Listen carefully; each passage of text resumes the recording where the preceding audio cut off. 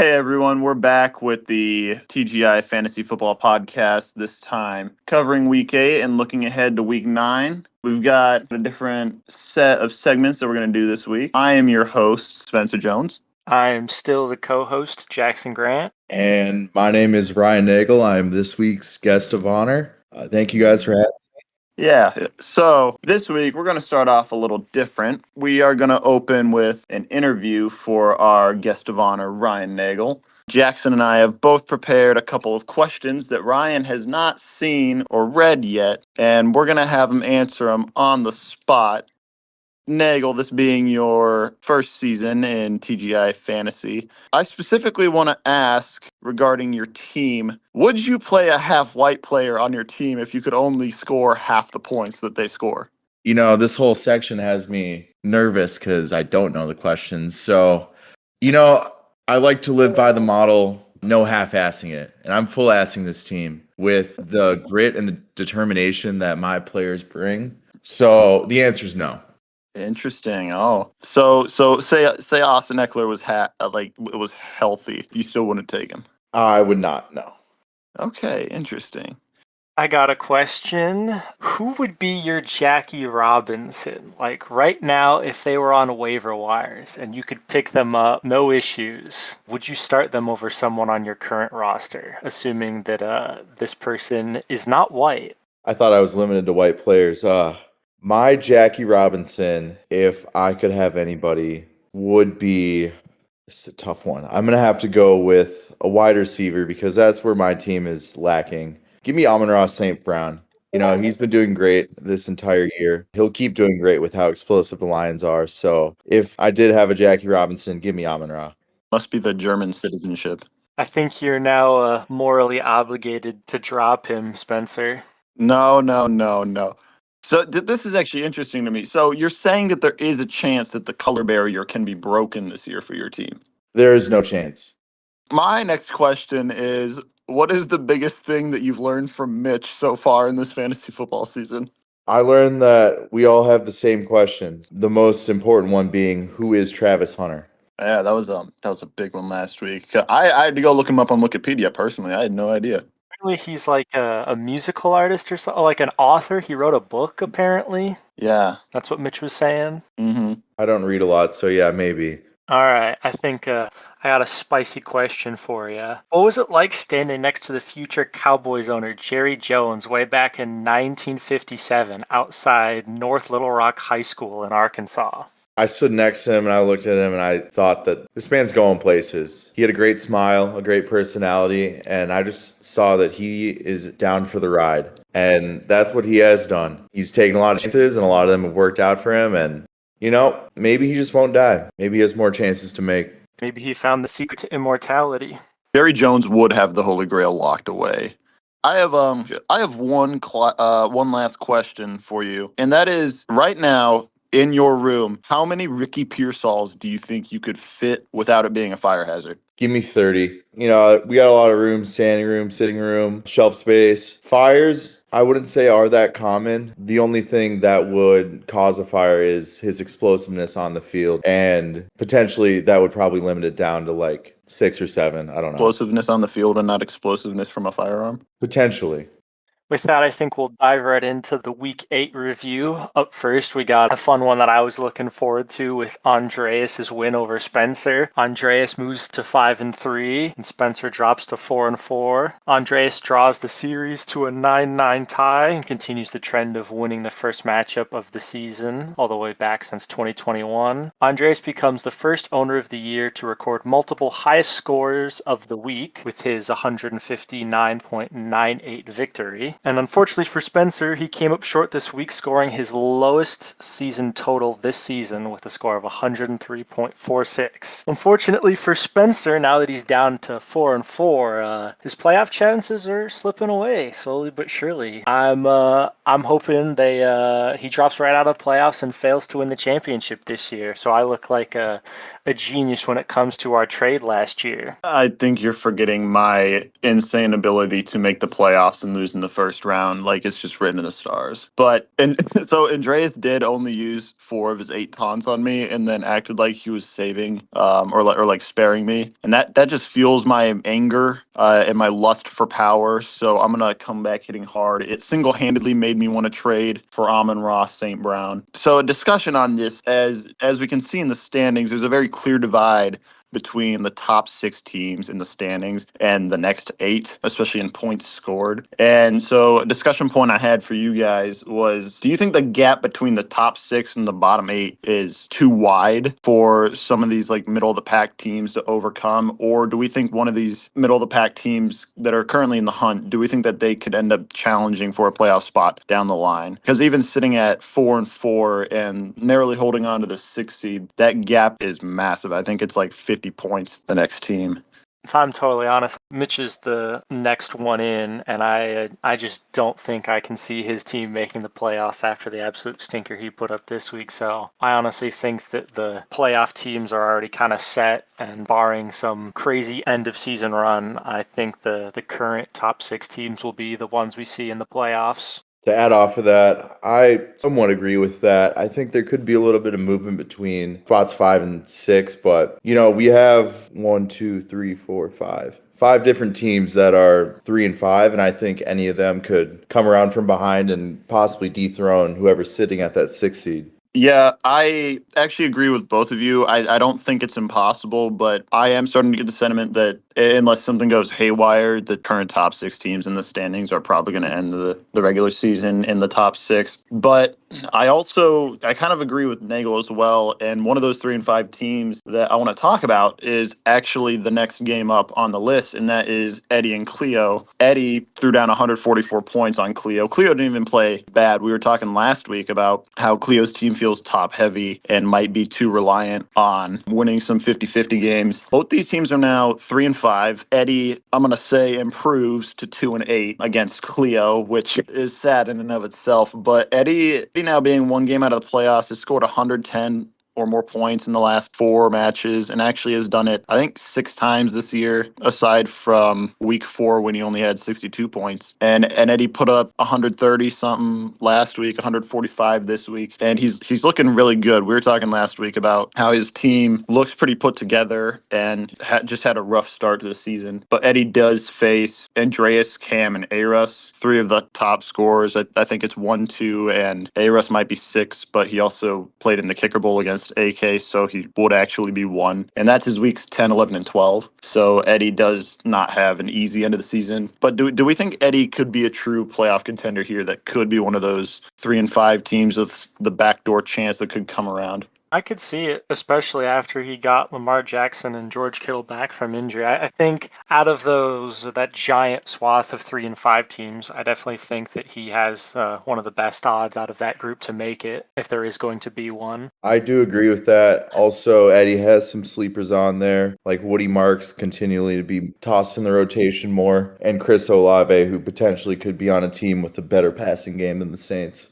Yeah, speaking of Woody Marks, Eddie just like an hour ago dropped Nick Chubb, so it looks like he's going all in on Woody Marks for the end of the year. But Eddie, sitting at 3 and 5 now, has a good chance to maybe squeak out a winning record. He's at a winning record for 1 total week since the start of the 2022 season, and that was the start of the 2023 season, I believe, when he started 1-0. Do you guys think it's going to happen this year? Do you think we can see Eddie reach like 7-6 or even like 8-7?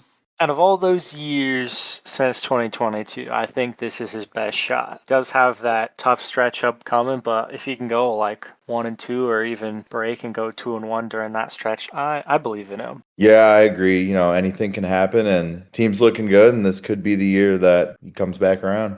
Next up, we're going over A-Russ beating up on Ryan. This makes A-Russ 6-2 and dropping Ryan deeper into the pit. This only gives Ryan like an 8% chance to make the playoffs, and it kind of also just shows how good of a team A-Russ has drafted. What do you guys think about the floor and how high it is for A-Russ's team? Yeah, so definitely last week we talked about this, and then I feel like every week we've been watching A-Russ show that his players on his bench that seem like boom bust players are actually rather consistent. Even with the alleged no-name player that he had last week that dropped 24 points and no one knows who he is. He was on bye this week, and so he threw in Stephon Diggs was back in the starting lineup, and I think he had Tez Johnson as well. And they didn't score like crazy high, but they were consistent enough to allow his star-studded running back trio to throw up about 80 points just by themselves. So I think he might have the highest floor in the league, maybe Cam. Yeah, it doesn't really seem like A-Russ is capable of scoring under 120 points right now. His team is just so deep.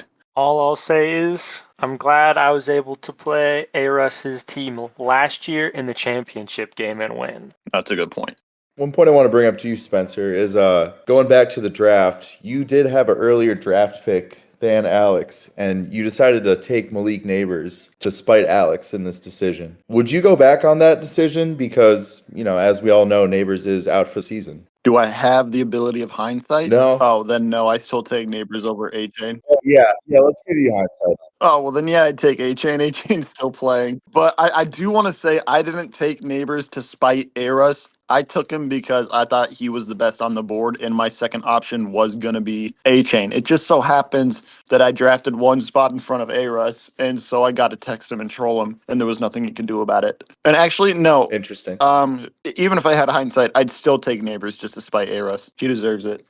Next game down the line was Jackson and Logan, and I'm going to be so honest. I don't know how the hell Jackson ended up winning this game. Do I? Sitting through Sunday and watching his projected score plummet and him ending up with 99 points, and Logan was sitting a point and a half behind. I thought there was no way in hell that Hollywood Brown wasn't going to catch at least one pass, but the only stat that he recorded was a tackle on one of Mahomes' interceptions.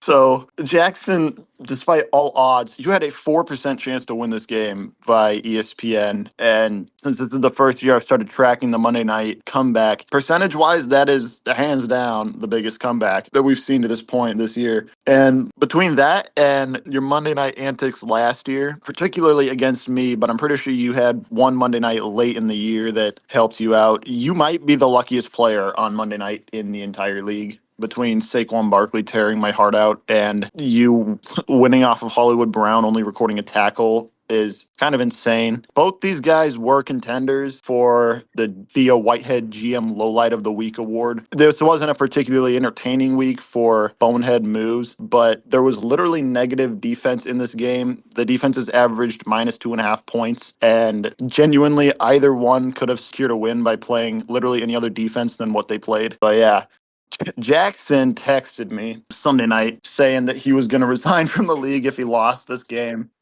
And I was so ready for him to have to leave the league. I was going to hold him to it. And that fucker lucked out. And he's still with us, beating Logan's bye-week ridden team, literally beating Pop Warner players.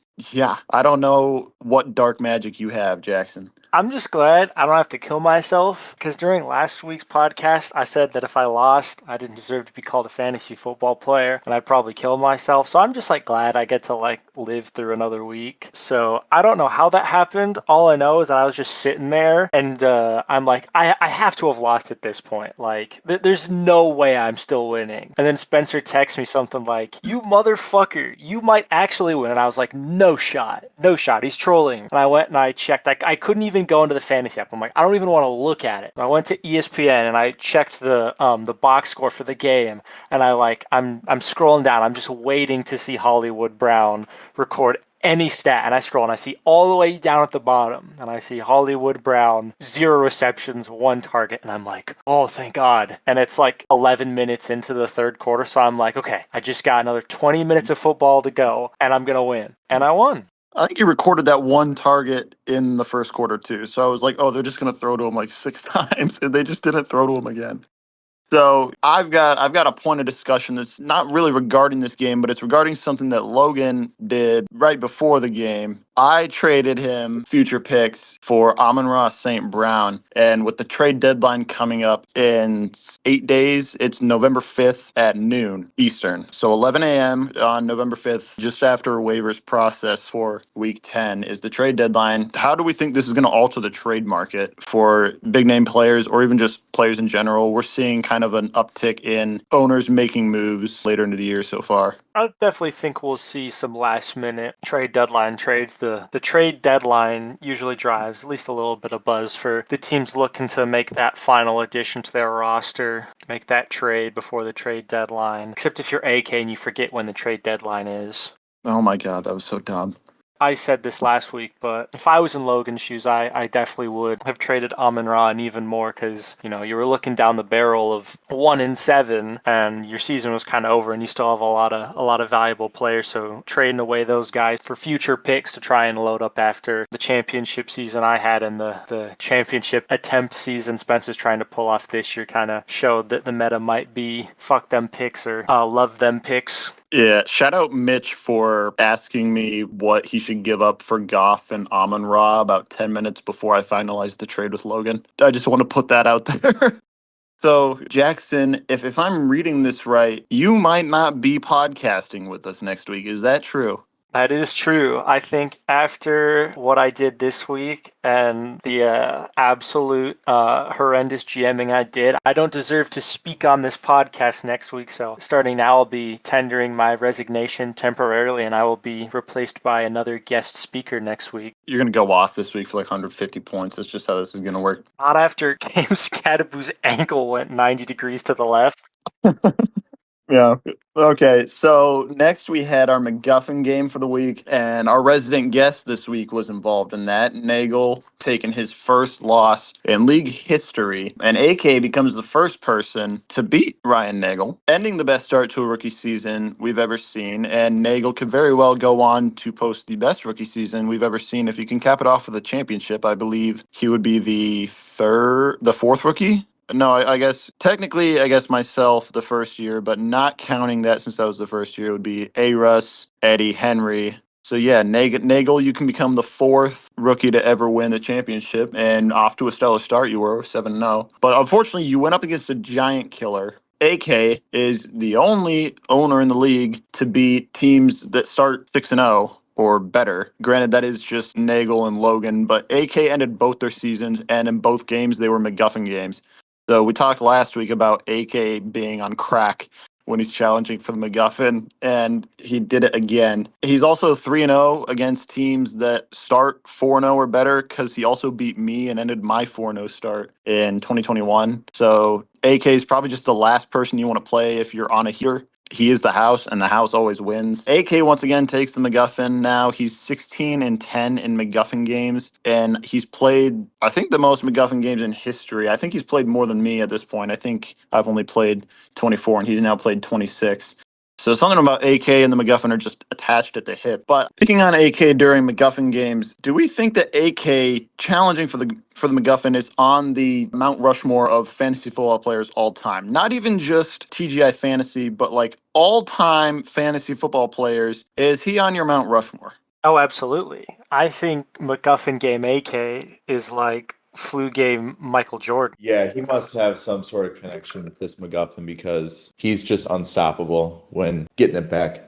And Nagel, this must have been a hit to your team. Maybe not your season because you're still sitting pretty top of the league. But what was the locker room like? Obviously, it's a very homogenous locker room, but surely the morale was a little affected by this loss, was it not? You know, it was checking in with everybody after the games were done. Just they were all in shambles. But, I think this will just fire us up. This was a little decline in our performance, but guys will know what they have to do next week and they'll get back out there. And I'm looking forward to a great season. All right, well, next up we have Henry versus Mitch. Henry improved to 3-5 in an attempt to try and salvage this season and be one of those 3-5 teams to swipe the 6th seed in the playoffs. Mitch unfortunately falls to 4-4. He had a chance this week to jump Spencer into the playoffs, but came up short, only scoring 77 points. I made this comment last week. I don't remember if it made the cut, but I said that Mitch's team sort of looked like it was Jonathan Taylor pulling the rest of his team along, and that he was relying on Jonathan Taylor to put up 40 points to win. And this game, that definitely Could proved not be my more true. theory right. Jonathan Taylor had 49% of Mitch's points this week. Yeah, I mean, we talked about it last week. We said Mitch's team runs through Jonathan Taylor. Baker Mayfield had a down week this week, and that was kind of dead man's draw for him when he had the Lions players on bye. I mean, Jonathan Taylor even, I think he put up the most points he had all year and scored damn near half of Mitch's points. So even when Jonathan Taylor's on, he's not everything for Mitch. Yeah, I mean, the only thing preventing Mitch from being a playoff team this year is Mitch. I mean, that's been true every year, but like this is probably the best team that he's ever had. And some things never die. Brave hearts die true. And Mitch is sticking to it. Last week, we talked about that Henry had no Cowboys players on his roster for probably the first time in any league he's ever been in. And about one day after that, he traded Cleo for Javonte Williams and immediately won his first game. Now that he has a Cowboys player on his roster and is winning again, do we need to be worried as a league? Because we've seen the damage he can do with a Cowboys running back. Oh, absolutely. I think this is a sign. I know we were talking about the 3-5 teams trying to make a push, a late season push for the playoffs, but I think Henry's definitely a sneaky contender for one of those 3-5 teams trying to make a break for the 6th seed.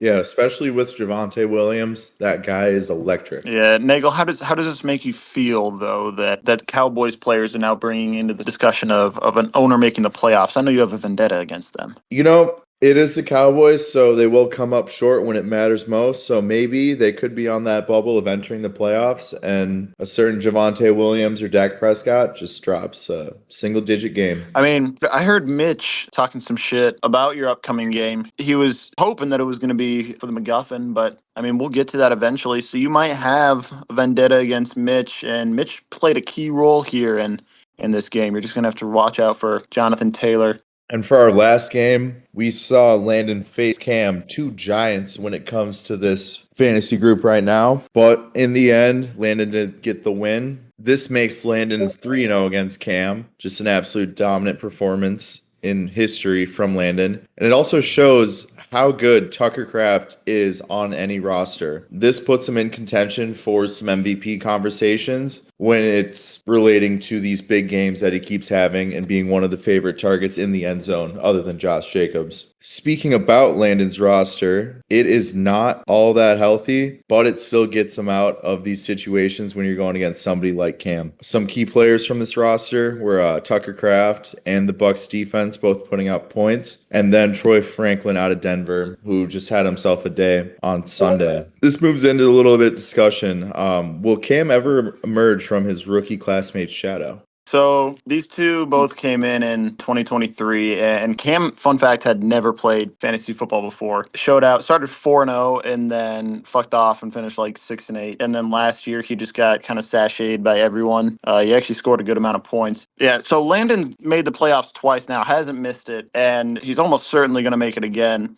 And Cam's firing on all cylinders this year, but just cannot seem to beat Landon. As you said, Nagel, he's 0-3 against him. Honestly, I think the defining factor for who's going to come out of this 2023 class arms race is going to be who can make the championship first. Both owners could make it this year. Honestly, they could play each other in the championship. I think we need to talk about the nightmare scenario that one of them has just a horrendous end of the season, doesn't make it. And then at that point, both of them are on massively different fronts at that point, because someone's probably going to be a contender for the championship at that point, and someone's going to be out of the playoffs. But these are all ifs. As of right now, I think that Landon's definitely got the upper hand if we're looking statistically based on his resume of the past 2 years. But Cam's team is leading the league in points right now and could still be a championship favorite. So I think that's a story to be told.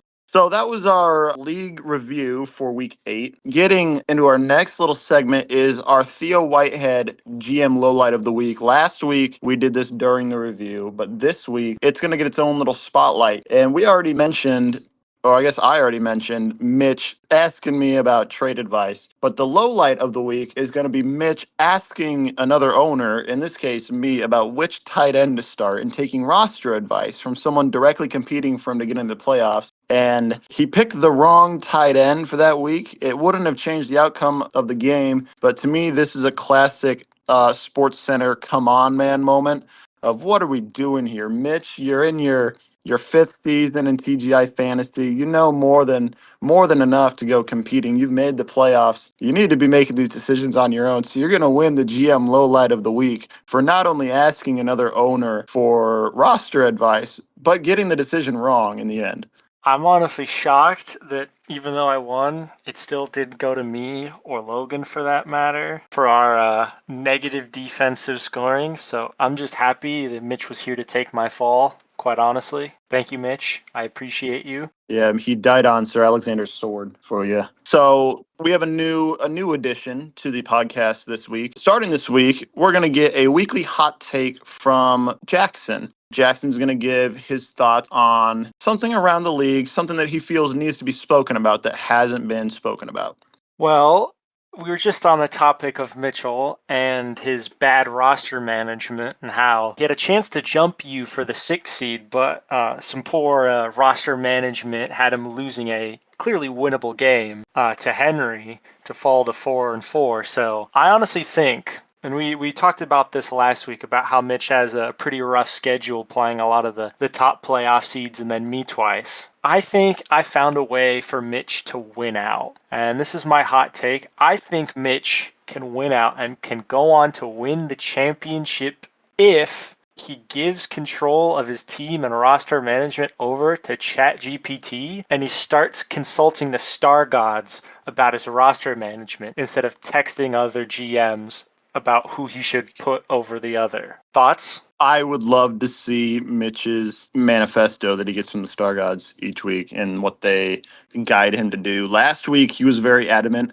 about invisible hands and whims of the universe and wills. So I genuinely don't think it's a bad idea. I think ChatGPT being outdated by a year might hinder this hot take from coming true, but I would love to see him go to the Star Gods for guidance. All right, before we get into our Week 9 preview, we're going to cover a bit of the league standings. We're going to give the rundown, anything that stands out to us. So our playoff teams, as of right now, are Ryan Nagel and Alex Russell. They're occupying the top 2 seeds that would garner buys. Rounding out the wild card spots are Landon Rupp, Cam Wheeler, Andreas Collette, and myself. The losers bracket, that second tier, is occupied by Mitch, Cleo Weston, Eddie Morlock Hobson, and Alex Kanasag, who sneaks in on head-to-head sweep of Henry and Jackson, funny enough. And that bottom toilet bowl bracket still has Henry and Jackson sitting at 3 and 5, and they just got the short end of the stick. And Ryan Williams and Logan Weston, who sits there at 1 and 7. I cannot believe he's not 2 and 6. AK is currently winning the points against battle. Granted, that's helped massively by not getting 140 dropped on him by A-Russ and instead doing the kicker bowl. So the de facto points against champion right now is, well, I guess it would be A-Russ, but it was also involved in that. So it's Nagel with 839 points against. You're sitting pretty up there, and you have 1,000 points to your name for it as well. So it's not like you're not doing any work out there. You're putting elbow grease, and you're getting good returns. The bottom bracket is almost entirely filled with people damn near the bottom in points scored. So I wouldn't say there's too many major outliers at this point in the year. I feel like every year we're picking out people who are pretty out of position, but I don't see too many things that jump out. Andreas and I are both in the bottom echelon of points against, but they're not hindering us too much at this point. Yeah, there's not any major surprises, so I don't see anything that really stands out to me. This has been a pretty fair year overall by fantasy. Following that, we've got our Week 9 preview. We're going to cover a few of the games. We're not going to spend as much time on it as we did last week. We had 7 weeks to cover last week, and going on this week, we just have to look ahead to Week 9. First up with our game of the week is Mitch and Nagel. Nagel would have gotten the game of the week several times at this point if it hadn't been for him holding MacGuffin and getting the MacGuffin game slot. So, Nagel, here is your first game of the week nomination, and probably Mitch's too, if we're being honest. I can't remember from last week if he got one or not, but considering it's Mitch, probably not. So these two teams are both sitting 500 or better. It's one of, I think, looks like two matchups that have teams 500 or better. And considering that we only have 7 teams that are 500 or better, that's actually a pretty good ratio for the week. Nagel sitting at 7-1. I've got a few stats for you here. Teams starting 5-0 or better have a 100% rate of losing the game immediately after their first loss of the season. So you're going to have to break the trend if you don't want to end up 7-2, because every other team that started 5-0 has gone 5-0 or better has gone on to lose 2 consecutive games or worse. And Mitch is coming off of back-to-back sub-90 performances. I mean, we talked last week about Mitch's poor performance that still garnered a win by 86 points, by the way, but now coming off 77 points. Meanwhile, Nagel, you just dropped 85 points, but it was your first time going under 100 on the year. You've been stellar to this point. But one other interesting fact I want to drop is that Mitch has not lost in Week 9 since his first season. So 2022, 2023, and 2024, he's won in Week 9. So that's just something you might want to keep an eye out for. But looking at the presumptual starting lineups, I have to ask, do we think the bigger X factor is going to be Jawan Jennings or Alec Pierce? Because both of them are starting receivers right now, and I cannot stop laughing looking at that. I would hope that Alec Pierce will end up being the biggest X factor in there. I'm not sure what the injury timeline is on Ricky Pearsall, but I think with him potentially coming back this upcoming week, that would shift a bit more targets off of Juwan Jennings. Additionally, with tight end George Kittle coming back in, that also gives less of a reason to throw to Juwan Jennings. Actual stats is not something I was prepared for. Another game that I want to play this week, I want you guys to both take your bets. What percentage of points do you think Jonathan Taylor will have compared to Mitch's team this week? I'm going to play it safe, and I'm going to go with a conservative 65%. Considering that Mitch is not currently starting a QB and is starting the Steelers defense against the number 1 scoring offense in the league, I'm going to play it safe and say 65%. I would also play it above 50%, maybe around 50, 55%. Here I was going to take like 60% as a joke, thinking that you guys were actually going to play this, and oh, how wrong I was. So I'll swing the other way, and, and I will say that Jonathan Taylor busts for the first time all year and goes for 10% of Mitch's points. That's what I'll say. So I'll go the exact opposite of you guys. Next up, we have the MacGuffin game with AK sitting at 3-5 and Spencer at 4-4. Spencer currently leads the head-to-head series 7-6, and if he wins this week, he has a chance to clinch the rights for the chair series. And Spencer did just make a big trade for Amon-Ra after losing Malik Neighbors earlier in the season, so we'll see if that helps him out this week. And yeah, I'm going for broke. Traded for picks last year, trading away my picks for next year. The only other major game that we have on our radar for some huge playoff implications, I got to say, is Cam and Andreas. This is the other game that features 2 teams, 500 or better. It's also the only game that features 2 teams with a winning record. This is the current 4 versus the 5, and depending on how this goes, Cam at the end of this week could be in first place, or he could be in 5th place, and Andreas could be in 2nd place, or he could be in 7th place. However unlikely some of those scenarios end up, this could very well shape the playoff picture. We talked last week about whether or not mine and Andreas' matchup was the biggest game for playoff implications to this point, and I think we all decided that yes, it was. This one might surpass it. I think the fact that both these teams are still going to be in the playoffs, more than likely, regardless of how this ends up, I don't think it's as big as last week was for Andreas, but it's still way up there. But Cam sitting at 6-2 is looking to get to 7 wins in the regular season for the first time. Like I said, his first year he went 4-0 to start and then finished out 6-8. I don't really think he knew what he was doing, but he was a rookie to fantasy football as a whole. And last year he might have also been 6-8, maybe 5-9. I'm not entirely sure off the top of my head. But Cam can get there this week, and 7-7 would be his floor, so he'd be good for his first ever 500 or better finish. Andreas, though, is inching ever closer to ending that 3-year playoff drought that we talked about last year. And this game might go for 300 points. These are the top two scorers in the league right now. Andreas hasn't had a bad week all year. He's one of two owners that hasn't scored under 100 points, the other one being myself, shameless plug. And Cam's only falter in a week so far has been the week where he had like 5 players on bye. So, yeah, that's the only other major game this week. The other matchups this week include Cleo and Landon. Landon 6-2, Cleo's 3-5. Cleo has been making moves to try and salvage her season, putting in some trades, and it really seems like Cleo is not rolling over and has some dog in her. And Landon is 0-2 against Cleo. Landon's 0-2 against Cleo, 0-4 against Henry, and he's 0-2 against someone else. I can't remember off the top of my head. So it's one of 3 people, barring Nagel, who he hasn't played, that he hasn't beat. So those are just a few things on the line there. Henry versus Aris. Henry's 3-5. Aris is 6-2. And these two are tied 3-3. And they're two of the best in league history. 5 championship appearances between the two of them. 3 championship victories. A couple years ago, this would have been the old guard versus the new guard. But Aris has come back into his own here, while Henry's seemingly on the downslope. Logan and Eddie is the next matchup we got. Eddie leads the series 5-3, and these two have been pretty competitive rivals since they both entered in 2019. And I'm sure that Logan would love to play spoiler. Normally, this would be a leg for the Sax Trio series between myself, Logan, and Eddie, but I already clinched that by beating them in weeks 1 and 2. But nonetheless, these two go at it every single year. The owner with the higher record going into their matchups has won every single time. The lower record has never won before, so Logan has a chance to break that trend. And the last game of the week is Jackson and Ryan. And if I'm being honest, I don't know what to talk about for this game. There's not really a whole lot special going on here. Jackson himself has kind of accepted that this season's a dud, and Ryan is sitting at 2-6 and needs pretty much nothing short of a miracle at this point to make the playoffs. So Jackson, if there's anything in here that steps out for you, then you can go ahead and speak on it. This week is incredibly important for me because if I don't score more than 120 points, Spencer won't let me back on the podcast. Yeah, that is true. And I don't know how to run this Discord bot, so that's going to be a damn shame for me.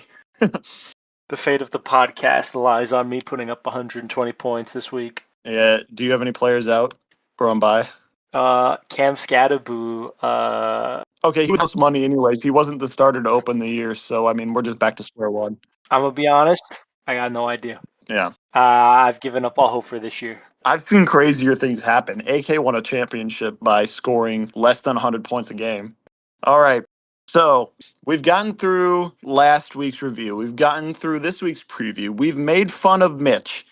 All there's left to do now is to bring our guest back on and give him the spotlight. Enter Ryan Nagel for his guest segment, where he is going to be ranking from 10 to 1 the top 10 players that he would let date his daughter. It's good to be back. You know, with the team I drafted, it's more about football. It's about family. And I think that, you know, these players have a lot of family aspects in them, just how they represent themselves. So moving down to 10, we have Ricky Pearsall. Is this Ricky Pearsall pre or post gunshot? We'll do post. That's why he's at 10. Pre, he might have been a bit higher, but we're thinking about the present right now. He's proven that he'd like take a bullet for your daughter. See, I didn't think about that. That's yeah. We didn't either about that either. Damn. Well, moving on to number 9, I have the quarterback of the Jacksonville Jaguars, Trevor Lawrence. As Goldilocks himself. A beautiful head of hair on that one. Yeah, what really sticks out for Trevor Lawrence to you? His hair, his smile, his dreamy eyes that you could get lost in. All right, fair play. I can understand. All right, moving on to number 8, we have kicker Brandon Aubrey. He makes pretty long field goals, and you know what else is long? His foot. That's all I'm going to add on that guy. Moving up to number 7, we have notable Iowa Hawkeye Cooper DeJean. You know, fast guy, makes some big plays, picks off Patrick Mahomes. What more could you ask for? Color barrier breaker, too. Even though, Riley Moss do it before, but no one wants to talk about that. That's true. Yeah. Moving on to number 6, we have Cooper Kupp. This era's Jordy Nelson, just an absolute dog. And, one of the best to do it. How much did him winning the Triple Crown influence this ranking? By 3 times, each one for those stats. And that just shows, his grit and his determination to be the best on the field and hopefully the best off the field. Going up to the middle of the pack, 5th spot, we have Trey McBride, just a solid tight end who has a lot of strength on his plays and really is just a great guy all around. Yeah, I don't have any funny quip for Trey McBride. Honestly, he's really like I don't really care about Trey McBride. Moving up to number 4, we have infamous Steelers quarterback Kenny Pickett. How is he supposed to please your daughter with those tiny hands?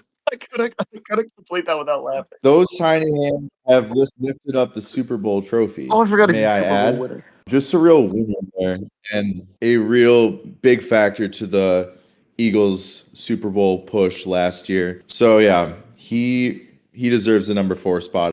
All right, well, moving on to our number 3. Cracking into the top 3, we have old legend Jimmy Garoppolo. Just doesn't age. He could probably still do it in this league right now.